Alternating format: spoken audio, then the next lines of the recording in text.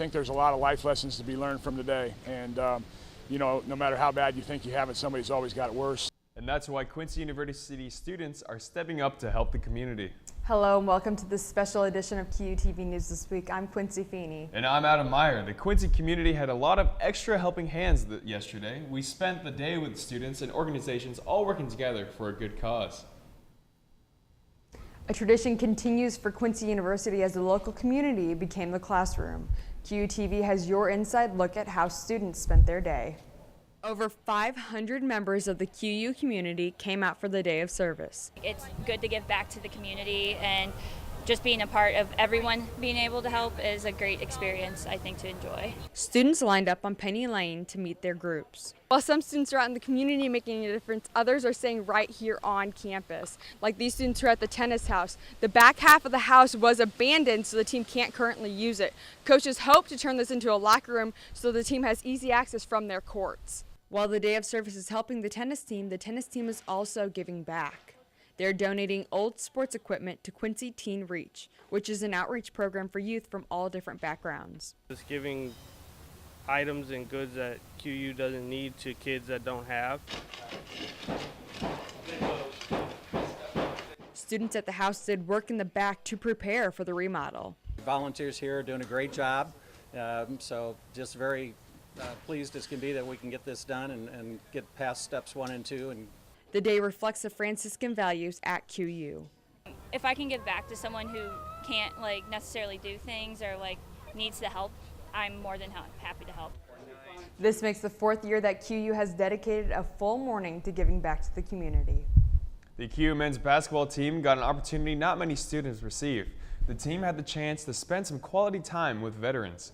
Players and coaches visited the Illinois Veterans Home in Quincy. Now the team spent talking with veterans outside the Mark Word Infirmary and went on a stroll through the campus. Now they visited the lake and enjoyed nice weather before the heat came, but the players and coaches recognized the significance of the trip and the life lessons that came along with it. I think more just kind of appreciating your community and appreciating the veterans and what people do for you is kind of the biggest thing that we'll get out of it. I think there's a lot of life lessons to be learned from today. And, you know, no matter how bad you think you have it, somebody's always got it worse. Of the 4 veteran homes in Illinois, one in Quincy is the largest as well as the oldest. Monuments located throughout the campus honor those who fought in Korea, Vietnam, and elsewhere.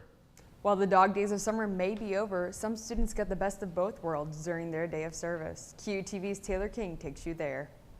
Quincy University students went to a unique place for their day of service. The Quincy Humane Society loves when QU students come to play with the animals and help clean some things that do not normally get done. The students were able to play with the kittens and dogs. The one-on-one experience with the animals made the day of service a lot more enjoyable. Whenever QU students come to the Humane Society, they are always great volunteers. Really grateful when we can have big groups come in, especially QU students. They're always very motivated, and we can get different tasks done like the van cleaning that typically wouldn't get done. Day of service offers a unique experience for animals and students as the animals get one-on-one opportunities with the students. The QU students' other task was to clean the Humane Society's van. Where this does not get done usually, it was nice to have a few extra hands on deck. Day of service is just really a way for us to help out the community and just give back for all that we've been given, especially in the Quincy community, because so many people help us out. It's our chance to help them. Taylor King, QUTV News, Quincy. Both the Humane Society and students benefited from the QU service project. Now coming up, we'll tell you why popular coffee chain is changing its name. And hear what one student says about her experience volunteering and why she thinks it's important to give back to the Quincy community. Students were scheduled to volunteer at the Salvation Army during their day of service, but the staff had more to say about their emergency shelter. For many, home is where the heart is, but for some, home is just a street curb. Salvation Army family stores are located across the country, but the one here in Quincy, Illinois helps fund their emergency shelter. It's a free service to them. We provide food, clothing, supplies, hygiene supplies, all of their needs while they're here. Sometimes when we have money available, we will pay for a deposit, first month's rent, to get them back into housing. The Salvation Army Emergency Shelter is a 30 to 60-day service for homeless persons, helping them to secure payment housing or living independently. In this shelter, clients are helped in many different ways. And I think just genuinely caring about someone, they haven't had that maybe for a minute, and I feel like I kind of bring that to the table. I mean, I really care about what's happening, and let's take care of these things so that you can move on, you know, the basic things that they need. If you'd like to donate items to help the less fortunate, stop by the Salvation Army Family Store. Donating is a large part of what the Salvation Army stores represent. They give back to the community and are able to keep their shelters open with the funds from the donations.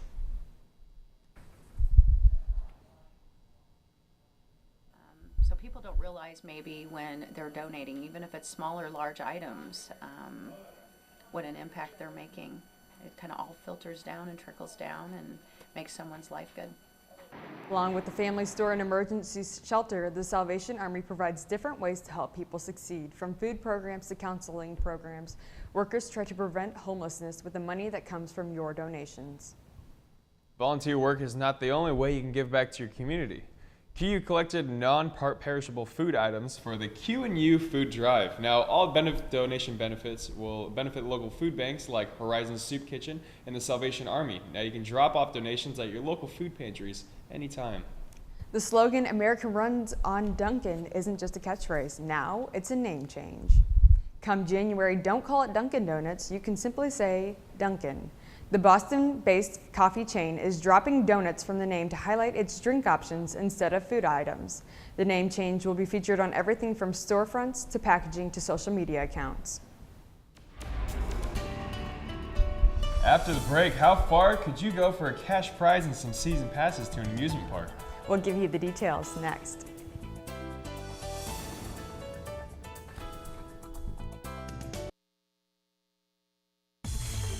Do you have a fear of confined spaces? Now, do amusement parks and roller coasters make you a little nervous? If you answered yes, then Six Flags St. Louis has a frightening Halloween contest made just for you.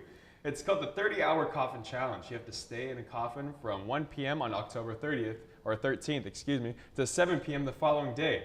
If 30 hours in a coffin isn't quite cramped enough for you, well then you can bring a friend. Now that friend can only stay with you and keep you company during the operating hours, but when the sun goes down, so do your chances of making it through the night with your sanity intact. Now, if you win, you get $300 in a prize package that includes season passes. Oh, and by the way, you also get to keep the coffin. Oh man. Joining us now is Abigail Moore. Now, I don't think I'd be able to stay in that coffin all night. It'd be a little too cold, you know? Be coughing when I get out. Oh no, I would not be able to stay in there alone for 30 hours. Yeah, no. Not my cup of tea. Way. I mean, but if you can handle it, it's $300 and you get to keep the coffin. So if that's something right you like to do, Yeah, right, exactly. Go right for it, yeah. Right, but in the meantime, we'll take a look at our weekend forecast. We are not going to be seeing any sunshine within these next couple days in our weekend or in our 7-day outlook. As of right now, it is 51 degrees outside, 55 degrees outside, but it feels like 51 degrees outside. We have wind coming in from the north at 11 miles an hour. Yesterday, it was 24 degrees warmer than it was today, so that's quite a change, especially with the clouds that we're seeing as of right now. Quincy, Hannibal, everywhere in the tri-state area is experiencing 50-degree temperatures, except for St. Louis. They're experiencing some 67-degree temperatures right now. You'll see that the United States is kind of split in half where the Midwest is, where the West Coast is seeing some very cold, chilly temperatures, and the East is seeing those hot, mild temperatures. So we are right in the middle here, and those temperatures definitely depict what's going on. You can see the rain is coming in from the west. You can see it's coming in, moving, pushing toward the Midwest, and that's where we're going to be seeing some of that rain coming in within this next couple days. It's coming from the north all the way to the Midwest. Our East Coast current temperatures, it is 84 degrees in Miami. This entire red part right here, as you can see, it is showing the mild, hot, warm temperatures that the southeast of the United States is experiencing, and that is a big difference from what the West Coast is experiencing. North Platte, Garden City, all dropping in temperatures. North Platte, I can't believe it, it's 53 degrees dropped. Garden City, 45 degrees. So they will be seeing some snow in very soon, actually. And that's different in comparison to where we are in the Midwest. St. Louis dropped almost 30 degrees. Chicago dropped almost 30. As I said before, Quincy dropped 24 degrees.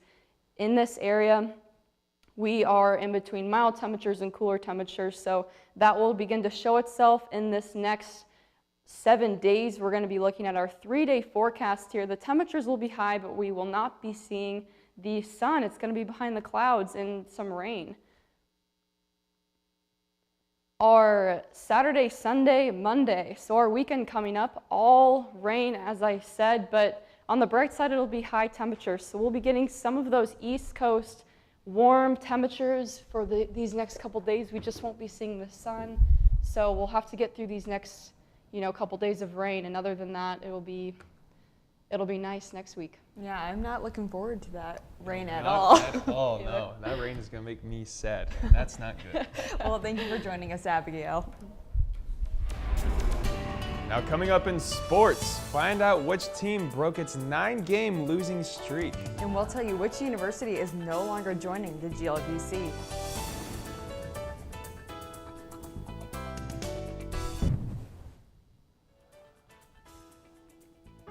It isn't a... Well, the Hawks had another pretty busy weekend in sports. Yeah, and some teams came out victorious while others had some tough losses. Yeah, that's right, Adam. We'll talk about that first, but here's a sports recap. Hawks faced McKendree Bearcats last Saturday evening. McKendree led 6-0 with just under 4 minutes to play in the first quarter, after the Hawks led them 2 field goals. Andrew Runn took over as quarterback for the Hawks in the final possession of the third quarter, after a 23-yard touchdown that put the Bearcats up 13-0. On the third play of the fourth quarter, Andrew Runn scampered for a 12-yard touchdown run to cut the lead to 34-7. The Hawks will travel to Lincoln University on October 6th. The Hawks are 1-4 overall and 0-1 in the GLVC. Women's soccer played the University of Indianapolis last Sunday. The Hawks came close to scoring, but it did not turn out in their favor. Senior Abby Polium went in for a shot to hit the crossbar. A minute later, Polium was back in front of the net and again a corner kick, but missed. Neither team could defeat the outstanding defense both ends of the field and resulted in a 0-0 draw. Men's soccer was back in action against the University of Indianapolis Sunday, where they fell to the Greyhounds 2-1 in their GLVC matchup. The first 10 minutes of the game, Aubrey Reese made the first and only goal for the first 10 minutes of the game for QU. This was his 12th goal of the season. The Greyhounds retaliated with 2 goals of their own just before halftime. Tough defenses held either team to scoring for the remainder of the game. The women's volleyball team suited up Saturday afternoon with the University of Missouri St. Louis. Once more, the Hawks started the scoring early in the first set with a 2-0 lead over the Tritons. The Hawks took the first, third, and fifth sets of for the game and beat the Tritons 3-2 win over UMSL. Sarah Brown this time leading the Hawks with 15 kills and 3 blocks. In GLVC news, according to the Benedictine Student News website, the university is terminating the transfer to Division II. Their website said that if they had gone through the transfer, that the school would not have been able to participate in 2018-2019 playoffs. Benedictine University will now become a Division III school, and we have just learned Lindenwood University is joining the GLVC. We'll keep you updated to learn more on those details, and that's a wrap for sports. Service Day at QU is not the only time you can volunteer. Coming up, we'll tell you where you can go to take a load off and put a leash on.